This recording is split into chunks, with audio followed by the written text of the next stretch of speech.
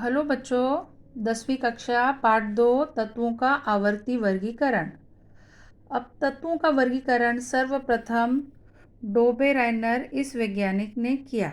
इन्होंने क्या किया कि जिनके गुणधर्म समान हैं उन्हें तीन तीन के समूह में रखा, कि समान गुणधर्म वाले तत्वों को तीन तीन के समूह में रखा।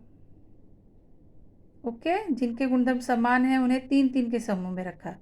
तो क्या पाया कि जो बीच में तत्व है, ओके, कि मध्यम तत्व है, उसका परमाणु भार अंतिम और पहले तत्व के परमाणु भार के औसत के बराबर होता है।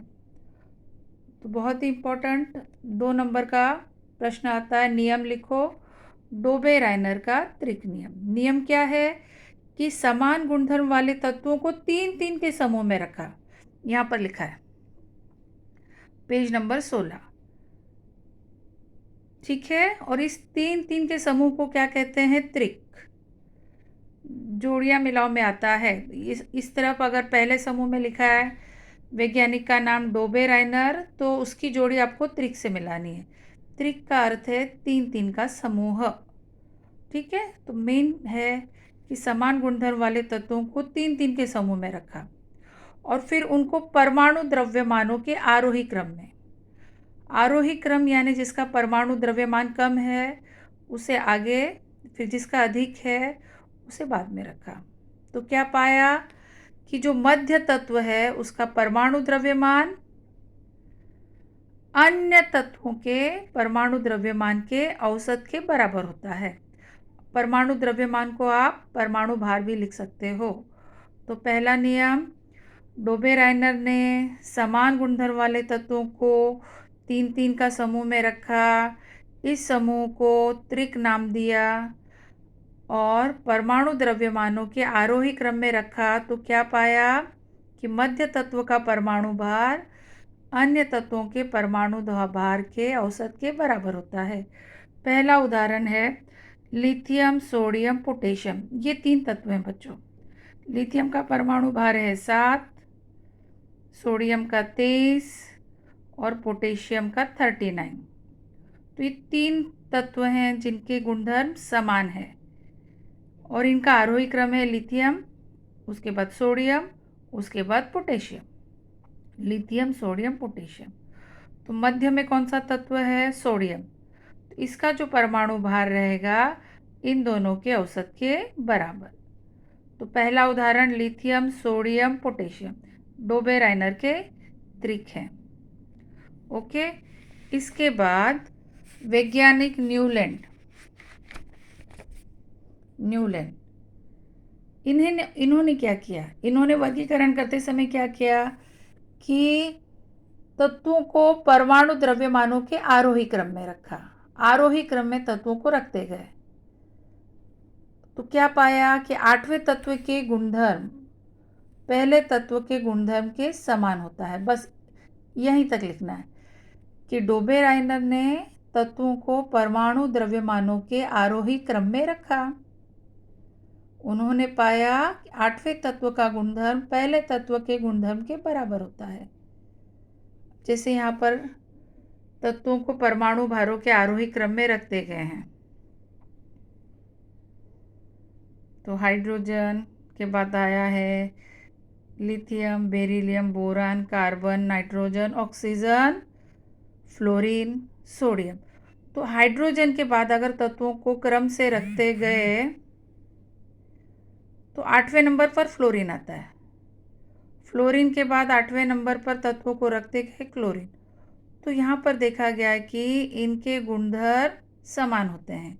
तत्वों को जब आरोही क्रम में रखते हैं परमाणु भारों के, तो जो आठवें नंबर पे जो तत्व आता है उसका गुणधर्म पहले तत्व के समान होता है। जैसे कि संगीत में होता है सा रे गा म प ध नि सा, कि सा के बाद आठवें नंबर पे फिर से सा मिलता है। ओके, तो हाइड्रोजन का गुणधर्म, फ्लोरीन का गुणधर्म, क्लोरीन का गुणधर्म समान है और ये हाइड्रोजन के बाद 8वें नंबर पर fluorine, chlorine. Same year lithium के बाद 8वें नंबर पर ऐसे तत्वों को रखते गए पोटेशियम आता है, सोडियम आता है, और सोडियम के बाद पोटेशियम। तो इन सब के गुणधर्म समान। तो ये है न्यूलैंड का अष्टक नियम। 2 नंबर के लिए इम्पोर्टेंट है, आपको क्या लिखना है कि अगर न्यूलैंड ने क्या किया, तत्वों को बस आरोही क्रम में रखते गए, तो 8वें तत्व का जो गुणधर्म है उसके गुणधर्म पहले तत्व के समान होता है। इसके बाद मेंडेलिफ ने क्या किया, तत्वों को पहली बार ऐसे सारणी के रूप में रखा, सारणी के रूप में, ओके, सारणी के रूप में रखा। जैसे पहला, ये देखो सारणी बनाते समय ये आड़ी कतारें हैं, ऐसी कतारें बनाई हैं उन्होंने 12 तक, ओके। और ये खड़े स्तंभ, ऊर्ध्वाधर स्तंभ, ये 3, 6, 7, 8 ऊर्ध्वाधर स्तंभ है। तो सारणी के रूप में पहली बार मेंडेलिफ इस वैज्ञानिक ने तत्वों को रखा है, ओके। तो उन्होंने क्या पाया, 2 नंबर का प्रश्न नियम, उसे कहते हैं मेंडेलिफ का आवर्त नियम, कि तत्वों के भौतिक तथा रासायनिक गुणधर्म परमाणु द्रव्यमानों के आवर्त फलन होते हैं। 2 नंबर के लिए कि तत्वों के गुणधर्म परमाणु द्रव्यमानों के आवर्त फलन, यानी कुछ समय के बाद वही गुणधर्म फिर से रिपीट होते हैं। तो ये है मेंडेलिफ की सारणी। इन्होंने, अगर नियम आया है तो बस आपको यहीं तक लिखना है, और ये सारणी आपको मैंने बता दी। इसके बाद 3 नंबर का प्रश्न आता है, इस सारणी की कमियां, इस सारणी की कमियां भी और विशेषताएं भी। तो बच्चों कमियां ये हैं कि कहीं कहीं देखो कोबाल्ट परमाणु भार 59, निकेल 59, तो इनमें से कौन आ गया है कि 59 को आगे रखे, या ये देखो कोबाल्ट भी 59 है परमाणु भार, निकेल भी, तो इसमें संदेह था कि किसको आगे रखेंगे। ये कमियां हैं, कहीं कहीं खाली स्थान है, ये कमियां हैं, ओके। तो हमने 3 नियम पढ़ लिए, डोबेराइनर तत्रिक नियम, न्यूलैंड का अष्टक नियम। इसके बाद आता है आधुनिक आवर्त नियम। आधुनिक आवर्त नियम बच्चों, ये आधुनिक आवर्त सारणी है, आधुनिक आवर्त सारणी, इसको हम बाद में एक्सप्लेन करूँगी। अब आधुनिक नियम क्या है, आधुनिक आवर्त नियम कि तत्वों के गुणधर्म परमाणु क्रमांक के आवर्त फलन, तत्वों के गुणधर्म परमाणु क्रमांक के आवर्त फलन। तो मेंडेलिफ ने क्या किया, तत्वों को परमाणु भार के आरोही क्रम में रखा है यहाँ पर, और इस पेज पर क्या है, तत्वों को परमाणु क्रमांक के आवर्त फलन आरोही क्रम में रखा है। तो क्या पाया कि कुछ परमाणु क्रमांक के बाद वही गुणधर्म रिपीट होते हैं, यानी तत्वों के गुणधर्म परमाणु क्रमांक के आवर्त फलन होते हैं, okay. Wish you all the best.